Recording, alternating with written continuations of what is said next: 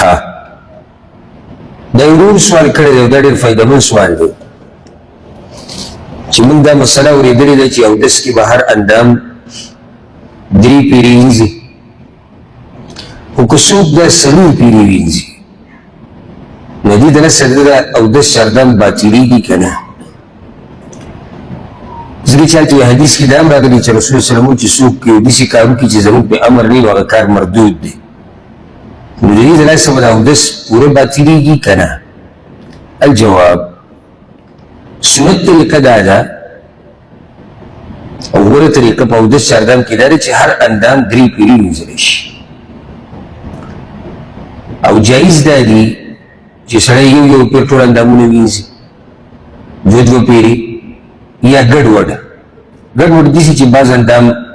بعض اندامونه 1 پیر، بعض 2 پیرې، بعض 3 پیرې، دا هم ثابت دي د رسول صلی الله علیه وسلم. نو جایز دا ټول دي او ګوره 3 پیرې دي او 3 نه زیات نشته. او حدیث کې داسې راځي امام ابو داود رحمه الله راوړی دی چې یو بانډچي د رسول صلی الله علیه وسلم خواله راغی یسأله عن الوضوء، دې بانډچي تپوس کو د اودس چاردام په باره کې چې یا رسول الله د اودس چاردام طریقه څنګه؟ فأراه الوضوء 3 رسول صلی الله علیه وسلم د هغه په مخ کې اودس چاردام وکړو او هر اندام یې 3 پیرې وینځه. بیا ورته وویل هکذا الوضوء، اودس چاردام داسې کېږي، ور یاد یې کړه. فمن زاد على هذا، نو چا چې د دې نه زیاتې وکړو، زیاتې ده چې څلورم ته واوړي 5م ته، د 3 نه چې بره شو تا زیاتې وکړو، که هغه 4 دی 5 دی که 6 دی که هر څو. فمن زاد على هذا، نو چا چې د دې نه زیادت وکړو فقد اساء وتعدى وظلم، ګوره فقد اساء وتعدى وظلم، نو ده غلط کار وکړو، د پولو نه واورېدو، ظلم یې وکړو، معمولي کار یې نه دی کړی، غلط کار یې وکړو، د الله د پولو نه واورېدو او ظلم یې وکړو. نو د 3 پیرو نه زیات به نه وینځي او دا په اسراف کې هم راځي. رسول صلی الله علیه وسلم هغه مشهور حدیث دی چې ته په اوبو کې اسراف نه کوې، اگر که ته په یو وله کې لګیا اودس کې، اگر که ته په یو نهر کې لګیا اودس کې، ته به دا نه وي چېرې دا خو وله ده، دا خو روانې اوبه دي، نه زیاتې به نه کړي. په دې باب کې زیاتې کول هغه په 2 قسمه دي چې دا مسله موږ ته پوره واضح شي. یو زیاتې دا ده چې یو اندام ته 3 پیرې وینځي. دا به هغه صحیح چې کله په دې اندام باندې داسې څه لګېدلي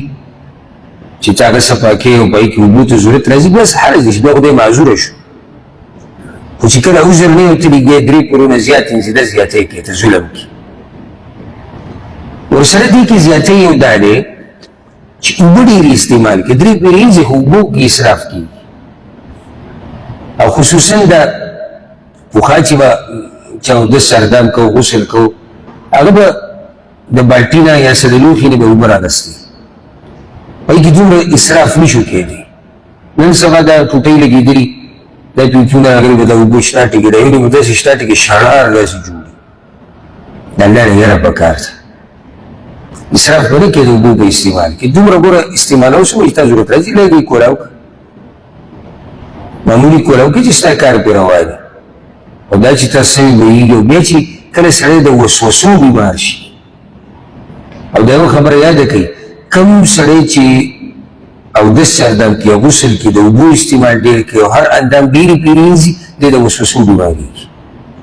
او دا کار اکثر کوي هغه خلک چې د وسوسو بیماره وي. نو بس زموږ خواته به خپله راغلي چې هغه د 10 پیرو نه زیات اودس چاردام کوي، غسل څو پیرې کوي چې یو چې بې زړه کي چېرې دا به شي که نه به شي، دې ته بیمار وي، دې ته ذهني بیمار وي. او چې دا خبره مو نه دروله که نه، نو د دې سړي اکثر آخري انجام هغه دی چې دی لیونی کېږي. دا خبرې سړی لیونی کوي. الله رب العزت موږ ته اسانتیا جوړه کړې ده، دی وایي نه. نو چې راوځي دا کپړې مې داسې لمدې کړي، دا جامې چې ته وایې چې دغه څه ورم بل دا اوبه په ځان دقه شان واړوي، لیدلي وي تاسو دا بعض، دا زیاتې او د ځان سره ظلم دی، د ځان سره هم ظلم دی، سړی وهمي شي. خو راځو د نور دې مسلې نه چې که څوک 4 پیرې اندام وینځي نو اودس یې باطلېږي او که نه. په دې باندې ګوره په دې مسله کې اختلاف نشته چې د دریو نه زیات پیري اندام انزل د مکروه دي او بعضو علماو دا ویلي چې کیدای شي ګناهګار شي ځکه چې رسول صلی الله علیه وسلم چې ظلم وکړو زیاتې وکړو نو چې ظلم او زیاتې وکړو نو کیدای شي ګناهګار شي خو دومره ده چې د دې سره اودس ټول نه باطلېږي یو سړی د څلورو پیرې ټول اندامونه وینځل څلور پیرې بیا یې تپوس وکړو نو موږ وایو چې دا څلورم پیر ته ظلم او زیاتې کړی ناروا کار دې کړی دی هر چې اودس دی نو اودس صحیح دی اوس که څوک موږ ته دغه حدیث وایي کوم چې دی روغ وي